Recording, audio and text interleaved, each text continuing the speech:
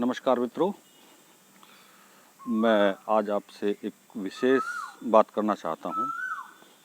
ये तो आप जानते ही हैं कि कोरोना का समय चल रहा है और मैं आज एक बहुत पॉजिटिव बात आपसे करना चाहता हूँ और आप शायद मेरी बात से सहमत भी होंगे और इसलिए मैं आपको कह रहा हूँ कि आप थोड़ा सा पॉजिटिव हों और पॉजिटिव होने के लिए आपको कुछ प्रमाण मैं दे रहा हूँ, कुछ तथ्य मैं आपके सामने रख रहा हूँ जिससे आप संतुष्ट होंगे। हमारे देश में जो कोरोना से लोग अभी तक मरे हैं वो 2,76,000, पौने 3 लाख के करीब लोग मरे हैं। तो आप समझ सकते हैं कि ये पौने 3 लाख लोग जो मरे हैं टोटल कोरोना पीड़ित का 1.08% है, यानी कि 1% से कुछ ज़्यादा हैं और 2% हुए नहीं हैं।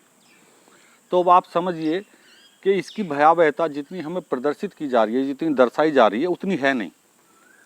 मात्र 2% लोग भी अभी कोरोना से नहीं मरे हैं। मुझे उन लोगों से संवेदना है, सहानुभूति है, हृदय से मैं श्रद्धांजलि अर्पित करता हूं जिनके परिवारों से लोग गए हैं, जिन्होंने खोया है अपनों को।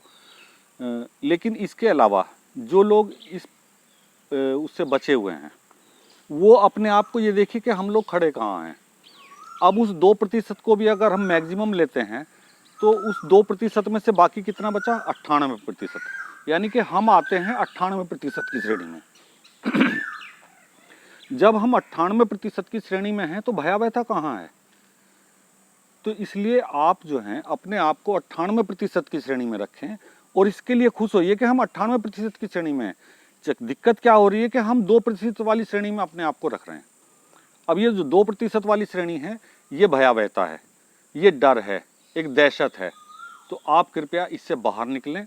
और दूसरी चीज़ मैं एक और आंकड़ा आपको देना चाहता हूँ कि आप ये देखिए कि हमारे देश में प्रति वर्ष जो हार्ट अटैक से मरने वालों की संख्या है वो 4 लाख प्लस है।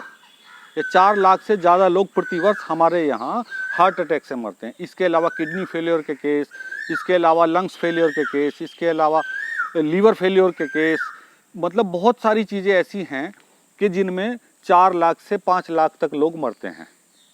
तो आप ये देखिए कि 4 से 5 लाख लोग अमूमन मरते हैं, यानी सामान्य मृत्यु है या वो किसी भी वजह से मरते हैं। जब कोरोना नहीं था तब भी मरते थे। तो इसकी भयावहता की स्थिति से आप अंदाज़ा लगाइए कि ये कितनी भयावह है। भयावह नहीं है, हमें डराया जा रहा है सोशल मीडिया के द्वारा, इलेक्ट्रॉनिक मीडिया के द्वारा, और एक डर हमने अपने मन में पाल लिया। मैंने कई बार कहा है कि एक डर हमने अपने मन में पाल लिया है। बीमारी नहीं है, मैं ऐसा नहीं कह रहा हूँ, लेकिन बीमारी का डर बहुत ज़्यादा हमने पाल लिया है। दूसरी चीज़, आप एक चीज़ बार बार सुन रहे हैं कि सोशल डिस्टेंसिंग। मैं कहता हूँ सोशल डिस्टेंसिंग बिल्कुल भी मत रखिए। सोशल डिस्टेंसिंग तो हमारे यहाँ पहले से ही काफ़ी हो रही है, सामाजिक दूरियाँ तो हमारे यहाँ पहले से ही बढ़ी हुई हैं। आप सोशल डिस्टेंसिंग नहीं, आप फिजिकल डिस्टेंसिंग रखिए, सोशल कनेक्टिविटी रखिए। सोशल डिस्टेंसिंग नहीं, समझना है, सोशल डिस्टेंसिंग नहीं रखनी है, सोशल कनेक्टिविटी रखनी है। डिस्टेंस कहाँ रखना है? डिस्टेंस रखना है फिजिकली। फिजिकली डिस्टेंस हम रखते हैं तो हम इस बीमारी से बचते हैं। इसलिए फिजिकल डिस्टेंस रखना बहुत ज़रूरी है। लेकिन सोशल डिस्टेंसिंग जो है ये शब्द ही गलत है, मेरे हिसाब से तो ये शब्द ही गलत है। क्योंकि सोशल डिस्टेंसिंग तो पहले से ही इतनी होती जा रही है, समाज में दूरियां पहले से ही इतनी बढ़ती जा रही हैं कि उनको और बढ़ाने की ज़रूरत नहीं है, नज़दीकियाँ लाने की ज़रूरत है। इसलिए दोस्तों एंजॉय करो, पौष्टिक भोजन लीजिए, अच्छे विचार मन में लाइए, अच्छे वीडियो सुनिए, अच्छे प्रोग्राम देखिए और अपने आप को पॉजिटिव बनाइए। एक दूसरी चीज़, बहुत सारे लोगों ने बहुत सारी लापरवाहियाँ की हैं, आपने भी देखा है, मैंने भी देखा है। एक छोटा सा यंत्र है हमारे पास, इसे कहते हैं मास्क। 4 इंच चौड़ाई, 6 इंच लंबाई, यानी 4 बाई 6 इंच का कपड़ा हम अपने मुंह पे लगा के नहीं रख सकते। गालियाँ देंगे हम गवर्नमेंट को, गालियाँ देंगे हम दूसरे लोगों को, गालियाँ देंगे हम डॉक्टरों को, लेकिन हम अपने आप क्या प्रयास कर रहे हैं इस पे हमारा कोई ध्यान नहीं है। तीसरी चीज़ मैं आपसे कहना चाहता हूँ कि आप जितना ज़्यादा से ज़्यादा हो सकता है प्राकृतिक वातावरण में रहें। आप देख रहे हैं मेरा वीडियो, मैं एक ऐसे वातावरण में हूँ और मैं हर रोज़ यहाँ होता हूँ 10 घंटे से 12 घंटे। ऑक्सीजन की कमी नहीं होती। एंजॉय करिए अपनी लाइफ को, जंगल में मंगल बनाइए। देखिए, आप देख रहे होंगे यहाँ चाय बन रही है जंगल में, हमारे गुरुजी बैठे हैं, हमारे मित्र बैठे हैं। तो इस तरह का आप माहौल जो है क्रिएट करें अपने आसपास। हफ्ते में एक बार, महीने में एक बार, 15 दिन में एक बार एक ऐसे माहौल में, एक ऐसे प्राकृतिक वातावरण में जाइए जहाँ आपको संतुष्टि मिले, जहाँ आपको ऑक्सीजन मिले, इसलिए मैं बार बार कह रहा हूँ कि आप अपने आप को 98 और 99 वाली श्रेणी में रखें, ना कि 1% वाली या 2% वाली श्रेणी में। और मैं चाहता हूँ कि आप लोगों ने मेरी बात को ध्यान से सुना होगा और आप लोग स्वस्थ होंगे और स्वस्थ रहें, ऐसी मैं मंगल कामना करता हूँ। लेकिन आप इस चीज़ से डरे नहीं।